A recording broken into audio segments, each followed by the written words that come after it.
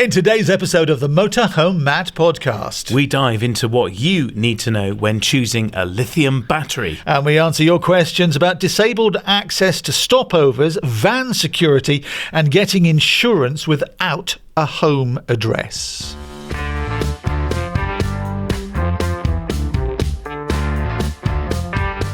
Welcome to the Motorhome Matt Podcast. I'm Keith Gooden. And I'm Motorhome Matt. Industry insights, expert advice for the world of motorhomes, caravans and campervans, and brought to you by thatleisureshop.com. Please do remember to follow on your favourite podcast app. And if you're watching on YouTube, would you hit subscribe and the bell? It was all brought to you by arabasecreative.co.uk. Let's delve into the thatleisureshop.com product of the week for this week. Shall we, Matt? What is it? It's on topic. Unsurprisingly, it's a lithium battery. So this is a 100 amp hour leisure battery from the company Teconnex. And as we unpack later in this episode, it complies with many, in fact, all of the criteria that you need to know about when replacing your leisure battery with a lithium or doing a lithium battery upgrade. And the best bit about it is bright orange. It's very orange. Which actually is not important at all. And we like orange. We do love orange. This one hasn't got the battery terminals on. I've not fitted them. But they do come with those. So you can screw those on. So you can put your battery clamps on the top. Get 10% off at thatleisureshop.com with the code MotorhomeMatt. And the best bit about this brand is they are Motorhome Matt approved. So I have been questioning and interviewing the guys at Teconnex. They're a massive company and they are a very impressive team, I have to say. And they have signed up to Motorhome Matt approved, and I've given them my rubber stamp. I've been testing one of these in my own motorhome and it has been brilliant. He's given them his rubber stamp. Motorhome Matt approved. How do people search the Motorhome Matt approved database then, Matt? Easy. Just go to motorhomematt.co.uk/approved, and there you'll find the entire directory of companies, brands, businesses and products that I've used, some for many, many years, and brands that I can wholeheartedly recommend to you. So if you're looking for a lithium battery, you will find there brands, names of the companies that I use and I can commend to you. And the list is growing all the time as we're testing products and businesses are approaching us and asking to be Motorhome Matt approved. And I'm discovering actually in conversation with people how many brands and products you actually need to use when you own a motorhome or camper van, whether you're cleaning it or putting a tracker on it, securing it. It's vast. It's almost unending. And I've used hundreds and thousands of products over the years, and some, I have to say, are better than others. So this is a great way, Motorhome Matt approved, of finding brands that I love and I can commend to you. It's the Motorhome Matt Podcast. I'm Keith Gooden. And I'm Motorhome Matt. Brought to you by thatleisureshop.com. We are talking about lithium batteries today, and I have unofficially called this episode How to Choose a Lithium Battery. Help! And rightly so. You know, we've done an episode before on installing one and the costs associated with doing a lithium battery upgrade. But what do you need to know when choosing a lithium battery? And I started scratching the surface of this and realised I was actually opening what felt like a can of worms. Because there are so many brands out there, and even as a business here at That Leisure Shop, we are regularly contacted, in fact weekly, from brands and businesses, usually in China, that are trying to sell to us their lithium battery product, and they may well be fine, but even then, what criteria should I be looking at them with to make a judgment call of whether this is going to be a good battery, a reliable battery, and one that frankly isn't going to go wrong? Because let's face it, when lithium goes wrong, it can go really wrong, can't it? It can indeed. And this is about really quite a complicated issue in a fairly young industry. And the consumer isn't helped by the amount of choice, the amount of labelling, and what's important and what's not. So you've been talking to somebody, haven't you, Matt? Yeah, so I started unpacking this in some detail, and I wanted to find out what the accreditation means. What testing do these batteries go through at a component level and as an assembled finished product level that you can then buy, and what kind of rules and regulations do these products have to comply with, so that then as a consumer we can make an informed choice about a battery that we might be buying. So I started by talking to the guys at Teconnex and I asked them a bit more about this. I'm delighted to be joined by Richard Feather from Teconnex, one of the world's biggest leisure battery or lithium battery manufacturers in the UK. Brilliant. So thank you for joining me. You're Business Development Manager for Teconnex in the leisure sector. Just tell us a little bit about Teconnex, Richard. So you make a battery that is almost as big as this room, you were telling me, that will potentially power a festival site and replace the use of a generator. Yes, right? Yes, we have got larger ESS units, the energy storage systems, 25 kilowatt, 50 kilowatt can be extended, and they are for the clean, renewable energy, and it's part of the diversification unit for Teconnex. And I guess these types of batteries will power a building in the event of a power cut. That's their purpose as well. Absolutely, that is exactly what they're for. Clean and quiet. Yes. Very clever. So this is a minute version of a battery for you. Yes. And it's worth saying as well, I know I'm not allowed to push you on any of your client base, but if you're watching or listening to this, if you think of a car manufacturer at all levels of car make, it's probably a Teconnex client. Can I say that? I would probably agree with that. And if you think outer space, they're probably a Teconnex customer too. That would probably be correct also. But we're not allowed to name any of them. Anyway, so these guys are a global player. 1,200 staff, I think. Is that right? Globally, 1,200. We've got 500 in the UK also. Amazing. And you're based up in Yorkshire. So in Yorkshire. So this is, as I say, a minute battery for you. Why did you build this battery for our market here in this quiet corner of the kind of battery world of motorhomes and camper vans? I mean, it's just tiny for you. It's part of the diversification of Teconnex, where our main component is the internal combustion engine, but we've gone into the leisure sector and the renewable, which is all part of the greater plan of Teconnex for the diversification to ensure our long-term feasibility. So your continued world domination. That sounds spectacular. Love it. Well, welcome to our little corner of the world anyway. Thank you very much. Now, it's worth saying as well, I have got one of these batteries in my own motorhome.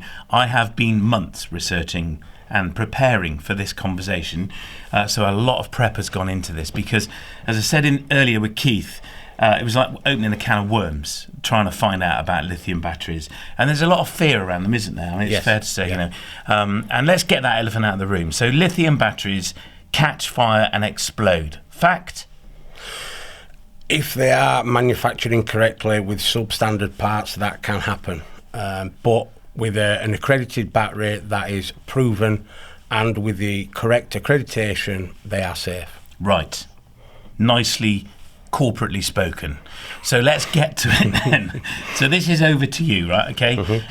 No holds barred. I want to talk about that accreditation. Yep. Because we do genuinely get numerous approaches now daily from China of businesses trying to sell us lithium product to put in that leisure shop.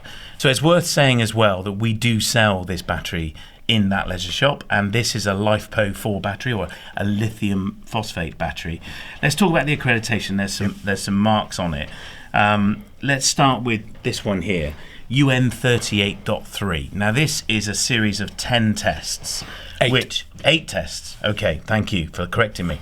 So this is about the battery in transit and how the battery survives being shipped. So your ability to send this all around the world. Now, for me, that's important because I'm putting this in my motorhome. So I am essentially a delivery van delivering a battery because it is being driven everywhere.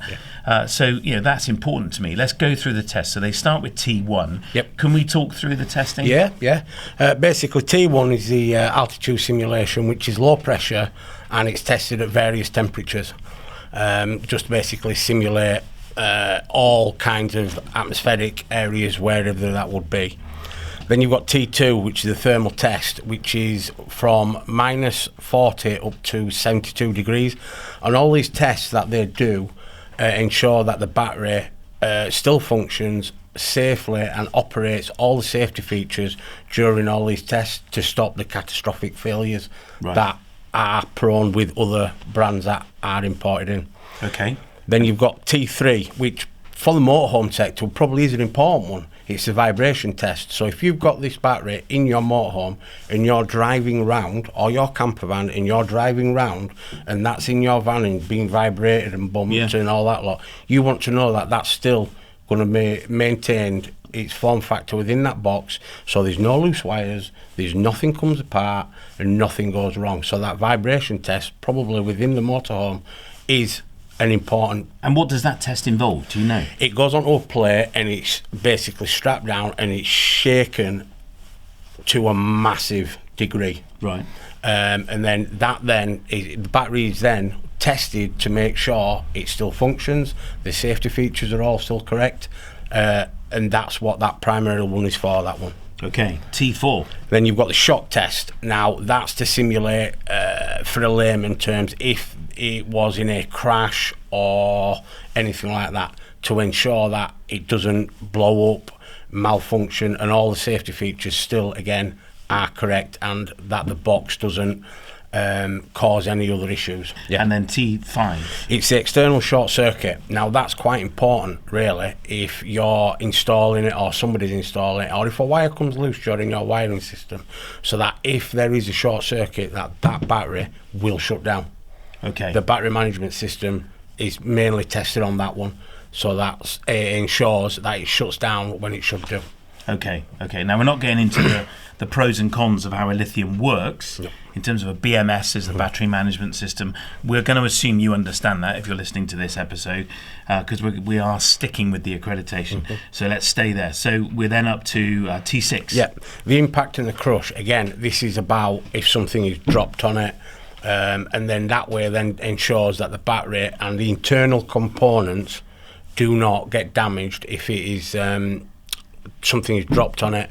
So that, or it's again in a crash or the likes of that, it's still stays in its form factor and doesn't malfunction. Okay, T7. Overcharge. Again, if you're using your battery, whether that be solar, in a charger, or if something goes wrong and it tries to put a massive surge of charge into the battery, yep, so that it doesn't cause a problem, the safety features shut down. So again, if you're hooked up to electric and there's Yep. a surge from the national grid, Yep. which doesn't happen very often, No. but it could, Yep. or from your alternator, Yep. then the battery's protected. Yes. Right, okay, got it. And then forced discharge, T8. Same thing again, if you're using it, charging, discharging, and if there is a sudden large pull, Right. it then, again, the safety features kick in and it shuts down. So this could be about my kettle going wrong Yes. because I'm running an Yeah, inverter off the battery. Yes. And the battery would shut off. Yes. Okay. Now these tests, this UN 38.3 is a global standard, is that right? That's correct, yes. So the batteries that are made in China, and let's face it, most of them are, although you're going to tell me yours is different. Nope, ours is made in the UK. Okay. And hence the Union flag all over it. But the ones made in China, they have to go through these tests as well? In theory they do, but what a lot of them are doing is saying they have got a UN 38.3. Yeah. Now what they have is they have a UN 38.3 on a cell, on a Right. singular cell. Ours is for the cell and the whole battery. So this is really important, isn't it? Because this is about the assembled end product. Yes. That's what you've accredited. Yes. Now, you need to understand this when you're buying a battery from China, that the cells may be accredited individually, but as a final end product, it's not accredited. No. But they can put on the box that it's accredited. Yes. Why are they allowed to do that? That again, that's something that the industry needs to get a grip on, because it's a safety issue. Yeah. It's not any other part of it. It's all to do with safety. Us, Teconnex, safety is paramount to us, and that is why we have got the full accreditation and the full range of tests and safety features that is needed. And the key thing with this battery is that you've assembled it Yes. in the UK. Yes. Have you made all the components that are in it? No, we have. We do buy them in from our trusted suppliers, and they meet certain criteria. So we don't just randomly buy parts in. We have our trusted, tried and tested and trusted suppliers of parts. And you guys aren't messing around when you make a battery, are you? You're supplying some of the world's biggest automotive brands. Yes. And in fact, other sectors as well. So you're assembling this battery and then you're getting it accredited. Yes. Okay. The other big one, and we see this everywhere, is CE and increasingly UKCA. Yeah.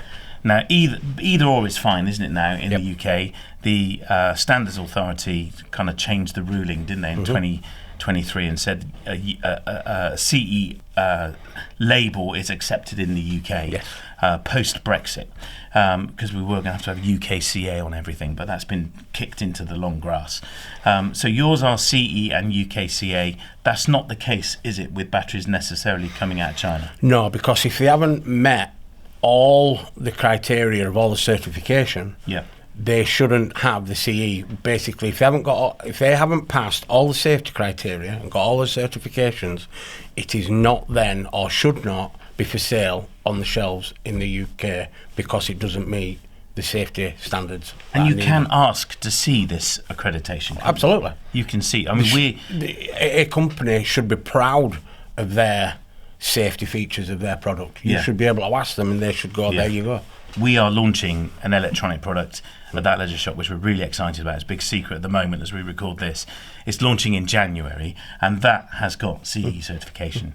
And we have got a massive box file of paperwork, and I'm sure you have for this as well. And this is a tiny electrical product. When we build this, we have full traceability from the start to the end of who built it, at what time, even to the point of what Newton meter certain things have been tightened to. Every battery is documented, recorded. Every wiring system is done the exact same way on every single battery. Individually? Yes. And of course, they're all trackable with a serial number. Absolutely. And it's worth noting, isn't it, when somebody buys one of these batteries, they register it with a QR code here, and you get an alert, don't you, that that serial number has been switched on and is alive. I actually personally get the email when they register that warranty. That alert comes direct to actually personally to me, so I know where that battery is, and if I've got an issue or they've got an issue, they can ring me up or ring Teconnex up and say I have battery XYZ, which is the serial number, and we know when they bought it, who they bought it from, and then we actually then can go into our system and we know exactly when, where and who built that battery. Yeah. Now, I wanted to mention this as well, that it's really important when you buy a lithium battery, any lithium battery, that you register the warranty. We had an episode in the past where I think it was called Our Lithium Batteries Safe, and a chap bought a battery. It's a company called KS Energy. They issued a recall because they recognised a fault on their battery management system, and unfortunately Simon's battery experienced this fault and it exploded. It wrote his van off. Thankfully he wasn't in it, and KS Energy were able to track where every battery was because everyone had filled in the warranty. And the message there is fill in your warranty. So if you have a problem that you recognise with any battery, you can find it and contact the person that owns it and swap it out. And hats off to KS Energy. They absolutely did the right thing by Simon, and he's now living in a roof tent above his Tesla. So his faith in lithium batteries is still strong. And hats off to you, Simon. Thanks for giving us that episode as well. Let's talk about ROHS. What is it? Yeah, Rosh, it's the document is compiled of all the parts, how they're made, where they're made, and all the specification of each particular part within that battery and how it's manufactured. So this is about the assembly of the final product. Okay. Right. I want to talk about your Bluetooth. So a lithium battery can be connected to by your phone, and you can turn it on. Or other smart devices. Or any, yes, very true. And you have your own app. Which means I can connect to my battery. I can connect to any Teconnex battery. In fact, most lithium batteries I can find on it. But it uses Bluetooth. Now, I've seen many lithium batteries that don't have the Bluetooth symbol on. Official logo. Yours has got the official Bluetooth logo on. Do you have to have that? To be using Bluetooth, yes. You have to pay them and be a member of Bluetooth SIG. They can, if they see fit, choose to enforce a particular brand or product to stop using Bluetooth. So if they're using Bluetooth, because it's their technology. Yeah, so you're using Bluetooth technology. So you register as a company on their database.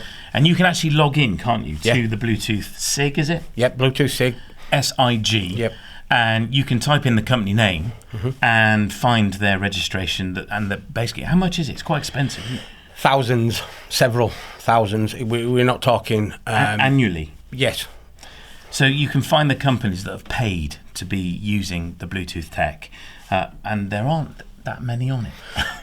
I know we're on it. That's about as far as... I found Teconnex on it. That's a good thing. So let's talk about RED as well. So RED. Radio Equipment Directive. Yeah, so what is that?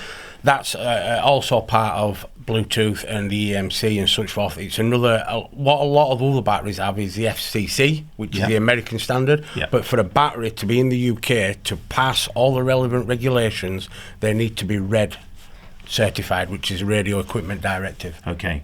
And this one is, I presume. Okay. So tell me about R10.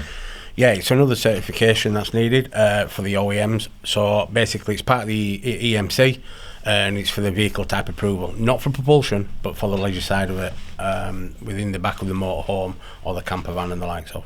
So for leisure batteries, it means they can be replaced. The original manufacturer one can be replaced. Yes. And this one is fit for purpose to replace it. I've got it. That makes sense. Now, I want to talk about cycles. One of the unique benefits of a lithium battery is how many times it can go flat and be recharged, go flat and be recharged. You claim 3,000 cycles on this battery. Yes. I've seen batteries, though, that are claiming 10,000. Yeah. But 3,000... Let's think about this a minute. Let's put that into perspective. If you flattened it every day for a year, 3,000 is 8 years of flattening it every day. Yeah. But I'm not going to do that. I think ours has been on the van for... When did we fit ours? It was back in the summer, wasn't it? Yes. And I think it's had 5 cycles in 6 months. So this is going to outlive my van. It's going to outlive me. Basically, yeah, it will do. But why are you only 3,000? Why are some people saying 10,000? 10,000 seems irrelevant. Yeah, it's just a number that people put out there to make it and sound better than. So what happens at 3,001? Nothing. The battery will be absolutely fine. It just keeps going. Yeah. So you've quoted a realistic number. Yeah, a sensible number. So the cycle rate, how many cycles, is kind of 3,000 is more than enough. And I want to talk about temperatures for recharging. Yep. So one of the rules of a lithium battery, and it's BMS, and it will self-police this, is you should never recharge a lithium battery below 0 degrees. That's correct. So the ambient temperature's at 0. Yep. So the windscreen's frozen. Don't put your van on charge if it's 0 degrees inside. Is that right? Measure your look at the battery on the app, see what the temperature's telling you. If you try to charge it, the battery management system will not allow you to charge that battery if it is below 0 for safety reasons. Yes, so if it's got a poor BMS and it does allow it to charge because it's not doing its job, that's when thermal runaway could occur. Could occur, yes. Not will occur, could occur. It could go wrong. Yeah. Okay, so that's about BMS, and that's one of the most important jobs it does, as well as the overcharging and sudden discharging and managing all of that. Your battery is rated at IP43. That's correct. So you can get it splashed. Yes. Some lithium batteries are rated at IP67, which means you can submerge them in water. Why you'd want to do that, I don't know. But you were telling me earlier why that is not necessarily the safest route. Yeah. Why a lower IP rating? Well, the reason for our lower IP rating than a 67 or some of the others is because our battery case can vent. So if there's a thermal runaway and the cell's vented, so let the gas out, if that was IP67 rated and completely sealed, that extra gas that has gone into that battery, where is that going to go? You are creating a gas chamber. So it becomes pressurised and a bomb. Yes, could do. Yeah, and so it could explode. Yes. So our battery box vents. So if a thermal runaway was to happen, the gases that are in there can escape and not be a pressurised battery box. Okay, got it. Interesting. The other thing I note about your battery box is it's glued tight. Yes. I noticed some are screwed together. Yes. Why do you glue them? Because we feel, again, safety is paramount. We don't want an unqualified person going into the box, altering, messing with the wire, causing a problem that they are not qualified to be touching or altering in there, and then we all know what problems can occur if something's altered, thermal runaway, etc. Or me at 16 years old trying to take it apart. Pretty much that's where we're at. Got it. Again, I would never appreciated that. No. So tell me about 1C. What does that mean? 1C, what that is that's a 100 amp hour battery, so that will charge and discharge at 100 amp. Right, yeah. So that 1C, it's just a technical term. Now, the reason we only allow that to be charged at 1C is because the cell is graded at that. If we were to allow that to come discharge at 150 amp or more than that, even though the BMS may allow it to do that, Yeah. the cell manufacturer states that cells should not be charged or discharged at more than 1C. So again, we feel safety is more important than anything else. Okay. Now, I'm about to put a 2 kilowatt inverter attached to this battery in our van. Is that safe to do that? Yeah. It will. And it will run it? Yeah.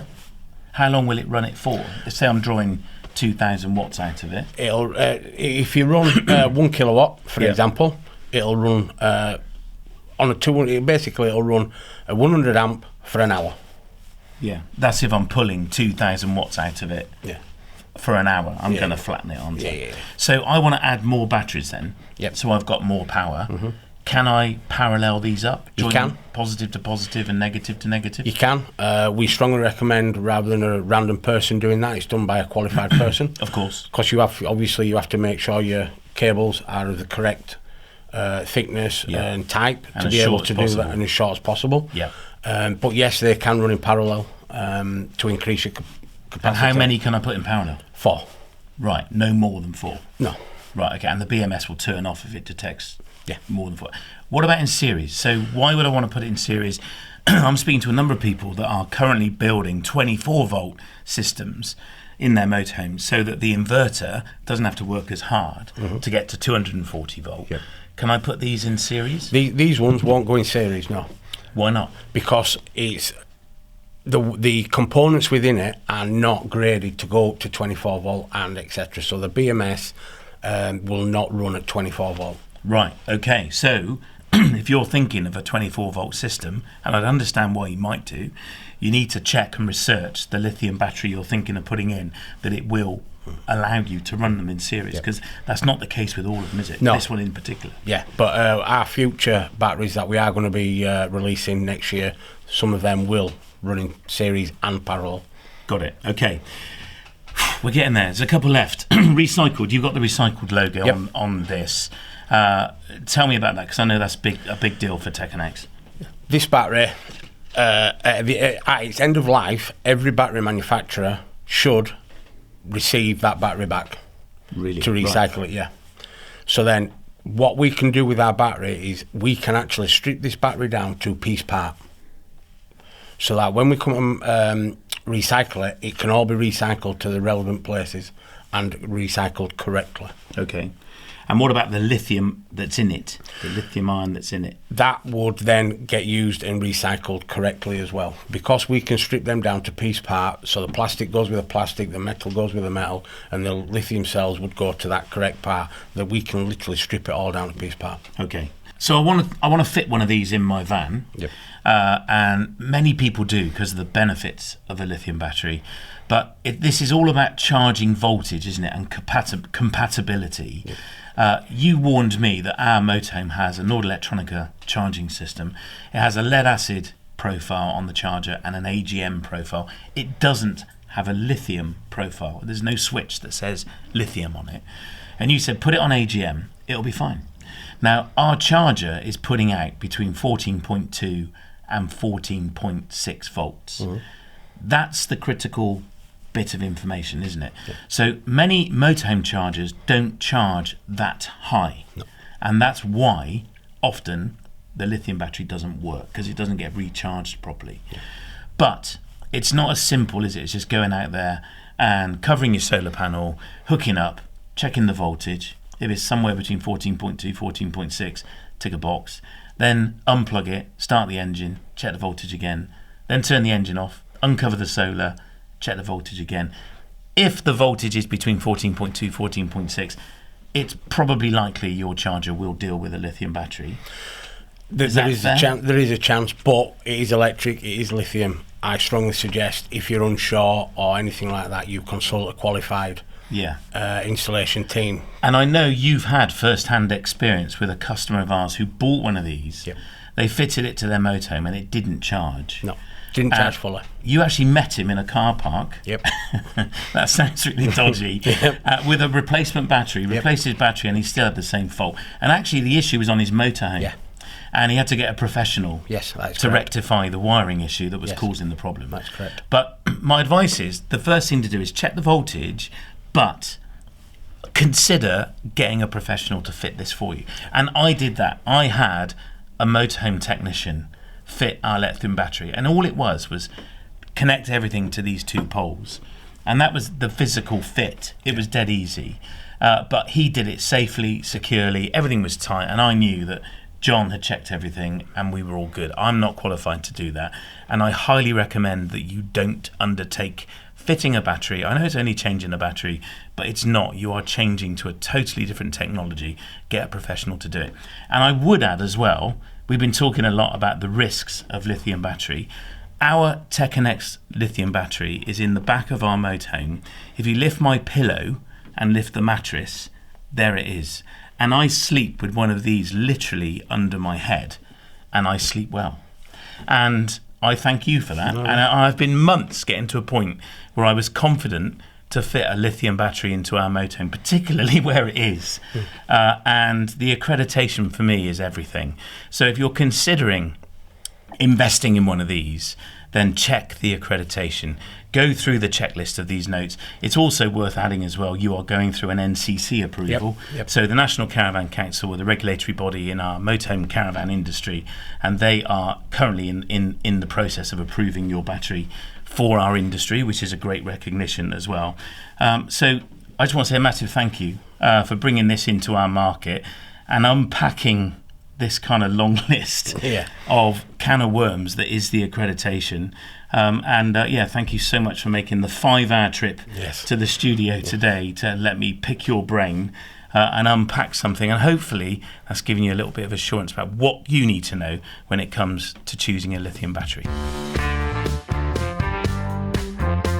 It's the Motorhome Matt Podcast. I'm Keith Gooden. And I'm Motorhome Matt. Brought to you by thatleisureshop.com. It's time for our question and answer section. I say it every week, but it's true. Matt is the expert, and if he can't answer the question, he'll find somebody that will. Joe Woolnoff got in touch. Hi, Matt. This is Joe with the funky chair. I have a question. You had Brit Stops on just a moment ago on the podcast that I've watched. But sadly, even though I am a subscriber to Brit Stops, none of their filters apply for wheelchair accessible. There's nothing. So therefore, every site that comes up, I then have to ring them in order to find out if they're wheelchair accessible. With them being so digitally advanced now with Brit Stops, surely they could possibly put that in as well as a filter. Just wondered if other people had found the same thing. Thank you so much. Bye for now. Doctor Who seems to be in contact in the background there. Thanks, Joe, very much for that question. What's your answer there, Matt? Yeah, well, we went to Brit Stops, who are also Motorhome Matt approved, I have to say. I've been using Brit Stops for a long time. They're now gone digital, as Joe suggests, so it's now an app. And they came back and said, thank you for the feedback. We agree that we would like to surface this information better to our Brit Stoppers. It has been on our list since we launched the new site, and we are working actively to collect more information on each host's features, including accessibility features. With over 1,100 plus hosts, it takes some time to get accurate information from every location.